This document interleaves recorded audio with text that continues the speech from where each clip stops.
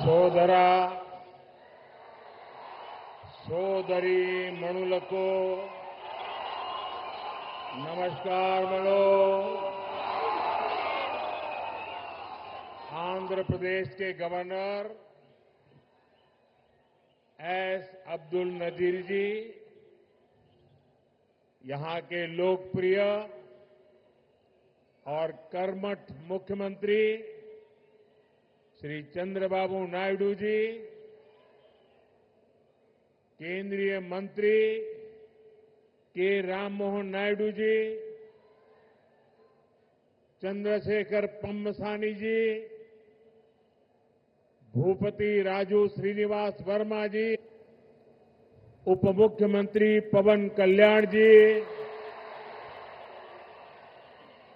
राज्य सरकार में मंत्री नारा लोकेश जी,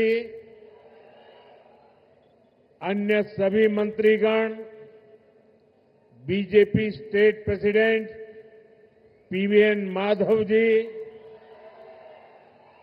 सभी सांसद, विधायकगण और विशाल संख्या में हमें आशीर्वाद देने के लिए आए हुए बहनों और भाइयों,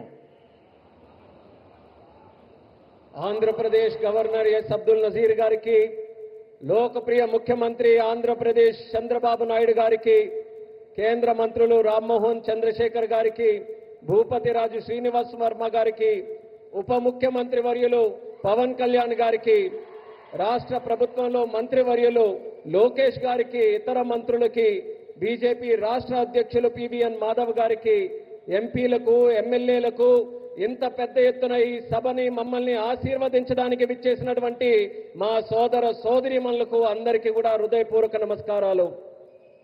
सबसे पहले मैं अहोबिलम के भगवान नरसिंह स्वामी और महानंदी के श्री महानंदीश्वर स्वामी को प्रणाम करता हूं। मैं मंत्रालय के गुरु श्री राघवेंद्र स्वामी से भी हम सभी के लिए आशीर्वाद मांगता हूं।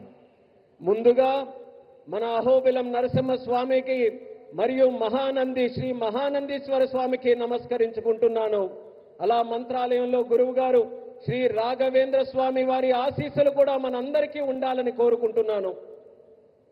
साथियों, द्वादश ज्योतिर्लिंग स्तोत्रम के पाठ में आता है, सौराष्ट्रे सोमनाथम च श्रीशैले मल्लिकार्जुनम, यानी द्वादश ज्योतिर्लिंगों में प्रथम भगवान सोमनाथ और द्वितीय भगवान मल्लिकार्जुन का नाम एक साथ आता है। मेरा सौभाग्य है कि मेरा जन्म दादा सोमनाथ की धरती गुजरात में हुआ, बाबा विश्वनाथ की धरती काशी की सेवा का अवसर मिला और आज श्रीशैलम का आशीर्वाद मिल रहा है। మిత్రులారా, ద్వాదశ జ్యోతిర్లింగ స్తోత్రంలో ఇలా చెప్పబడింది, సౌరాష్ట్రే సోమనాథం చ శ్రీశైలే మల్లికార్జునం, అంటే 12 జ్యోతిర్లింగాలలో మొట్టమొదటి సోమనాథుడైతే రెండవది మన మల్లికార్జునుడు। నా అదృష్టం ఏంటంటే దాదా సోమనాథుని భూమి అయిన గుజరాత్లో నేను జన్మించాను, అలాగే బాబా విశ్వనాథుని భూమి అయిన కాశీకి సేవ చేసే అవకాశం నాకు లభించింది। మరియు ఈ రోజు నేను శ్రీశైలం స్వామివారి ఆశీస్సులు ఈ రోజు పొందాను। साथियों, श्रीशैलम में दर्शन के बाद मुझे शिवाजी स्फूर्ति केंद्र जाकर उन्हें श्रद्धांजलि अर्पित करने का अवसर मिला। मैं इस मंच से भी छत्रपति शिवाजी महाराज को नमन करता हूं। మిత్రులారా, శ్రీశైలం దర్శనం తర్వాత ఛత్రపతి శివాజీ స్ఫూర్తి కేంద్రాన్ని సందర్శించుకుని ఆయనకు నా శ్రద్ధాంజలి అర్పించుకునే అవకాశం కూడా లభించింది। ఈ వేదిక నుంచి మరొకసారి ఛత్రపతి శివాజీ మహారాజ్కి కూడా నా నివాళులు అర్పించుకుంటున్నాను। मैं अल्लमा प्रभु और अक्क महादेवी जैसे शिव भक्तों को भी प्रणाम करता हूं। मैं श्री उయ్యాలవాడ नरसिम्हा रेड्डी गारू और हरि सर्वोत्तम राव जैसे महान स्वातंत्र सेनानियों को श्रद्धापूर्वक नमन करता हूं। అల్లమ్మ ప్రభు మరియు అక్క మహాదేవి వంటి గొప్ప శివభక్తులకి కూడా నేను నా నమస్కారాలు తెలియజేసుకుంటున్నాను. శ్రీ ఉయ్యాలవాడ నరసింహారెడ్డి గారు మరియు హరి సర్వోత్తమరావు గారు వంటి గొప్ప స్వాతంత్ర సమరయోధులకి కూడా నా శ్రద్ధాంజలి अर्పించుకుంటున్నాను. साथियों, हमारा आंध्र प्रदेश स्वाभिमान और संस्कृति की धरती है और साथ ही साइंस और इनोवेशन का सेंटर भी है। यहां असीमित संभावनाएं भी है और युवाओं का अनंत सामर्थ्य भी है। మిత్రులారా, మన ఆంధ్రప్రదేశ్ ఆత్మ గౌరవానికి మరియు సంస్కృతికి నిలయం. మరి ఇది సైన్స్ కు ఇన్నోవేషన్ కి కూడా ఒక కేంద్రం. ఇక్కడ అనంతమైన అవకాశాలు ఉన్నాయి మరియు ఇక్కడ యువతకి అపారమైనటువంటి శక్తి కూడా కలిగి ఉంది. आंध्र को अगर जरूरत थी तो सही विजन और सही नेतृत्व की जरूरत थी। आज चंद्रबाबू नायडू गारू और पवन कल्याण गारू के रूप में आंध्र के पास वो विजनरी लीडरशिप भी है और केंद्र सरकार का पूरा सहयोग भी है। ఆంధ్రాకి ఏదైనా అవసరం ఉంది అంటే ఒక సరైన విజన్ మరియు సరైన నాయకత్వం తాలూకు అవసరం ఉంది. నేడు చంద్రబాబు నాయుడు గారు మరియు పవన్ కళ్యాణ్ గారి రూపంలో ఆంధ్రాకి ఆ శక్తివంతమైనటువంటి నాయకత్వం ఉంది మరియు కేంద్ర ప్రభుత్వం తాలూకా పూర్తి మద్దతు కూడా లభిస్తుంది. साथियों, पिछले 16 महीनों में आंध्र प्रदेश में विकास की गाड़ी तेज गति से दौड़ रही है। डबल इंजन की सरकार में अभूतपूर्व प्रगति हो रही है। आज दिल्ली और अमरावती मिलकर तेज विकास की दिशा में आगे बढ़ रहे हैं। మిత్రులారా, గత 16 నెలల్లో ఆంధ్రప్రదేశ్లో అభివృద్ధి తాలూకా వాహనం శరవేగంగా కదులుతుంది. డబుల్ ఇంజిన్ ప్రభుత్వంలో రాష్ట్రం అపూర్వమైన ప్రగతి కూడా సాధిస్తుంది. నేడు ఢిల్లీ మరియు అమరావతి ఈ రెండు కలిసి వేగవంతంగా అభివృద్ధి వైపు ముందుకు సాగుతున్నాయి. और जैसा चंद्रबाबू ने कहा, इस तेज गति को देख करके मैं कह सकता हूं कि 2047 में आजादी के जब 100 साल होंगे, विकसित भारत होके रहेगा। చంద్రబాబు గారు చెప్పినట్టు నేను చెప్పగలను. 2047 నాటికి ఎప్పుడైతే భారతదేశం 100 సంవత్సరాలు స్వాతంత్రం సంపాదించుకుని తయారవుతుందో, ఆ నాటికి ఖచ్చితంగా ఈ భారతదేశం వికసిత భారతదేశంగా తయారవుతుంది.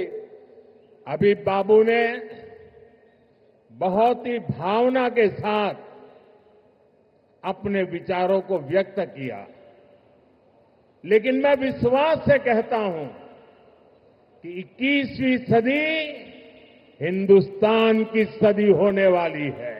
21वीं सदी 140 करोड़ हिंदुस्तानियों की सदी होने वाली है। ఇప్పుడు బాబు గారు ఎంతో ఆవేదనతో భావాలతో మాట్లాడారు. అదే రకంగా నేను కూడా చెప్పగలను, ఈ 21వ శతాబ్దం భారతదేశం తాలూకా శతాబ్దం. ఈ 21వ శతాబ్దం భారతీయులు 140 కోట్ల భారతీయుల తాలూకా శతాబ్దం ఇది.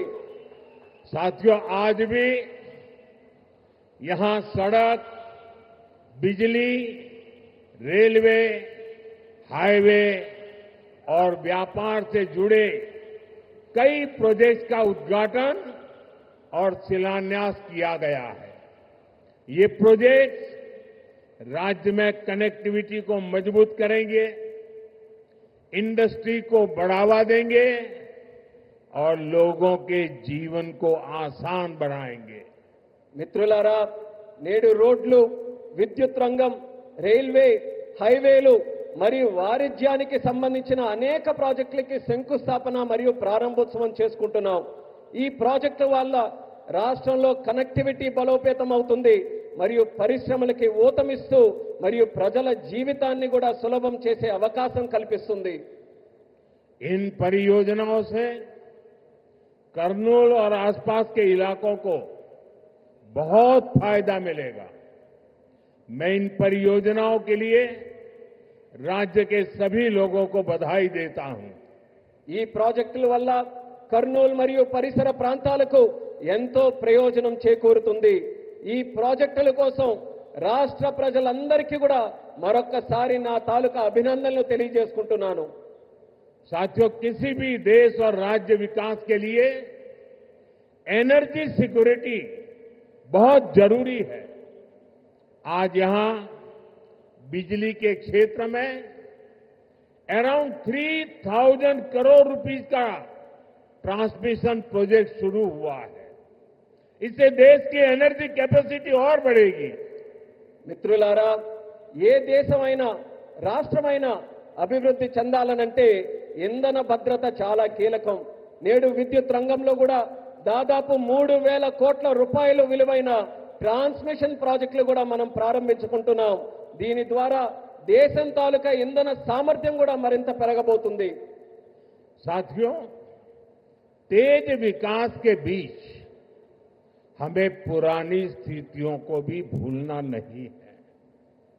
11 साल पहले जब केंद्र में कांग्रेस सरकार थी, तब प्रति व्यक्ति इलेक्ट्रिसिटी की खपत औसतन 1,000 यूनिट से भी कम थी. तब देश को ब्लैकआउट जैसी चुनौतियों का भी सामना करना पड़ता था. हमारे गांवों में बिजली का खंभा भी नहीं लगा था. మిత్రులారా, వేగవంతమైన అభివృద్ధి మధ్య మనం గతాన్ని మాత్రం మర్చిపోకూడదు. 11 సంవత్సరాల క్రితం కేంద్రంలో కాంగ్రెస్ ప్రభుత్వం అధికారంలో ఉన్నప్పుడు సగటు తలసరి విద్యుత్ వినియోగం 1000 యూనిట్ల కంటే చాలా తక్కువగా ఉండేది. అప్పుడు దేశం కూడా అనేక విద్యుత్ కోతలు వంటి సవాళ్లు కూడా ఎదుర్కొంది. వేలాది గ్రామాలలో కనీసం విద్యుత్ స్తంభాలు కూడా ఏర్పాటు చేయలేనటువంటి దుస్థితి ఉండేది. आज क्लीन एनर्जी से लेकर देश के टोटल एनर्जी प्रोडक्शन तक भारत हर क्षेत्र में नए रिकॉर्ड बना रहा है. आज देश के हर गांव तक बिजली पहुंच चुकी है.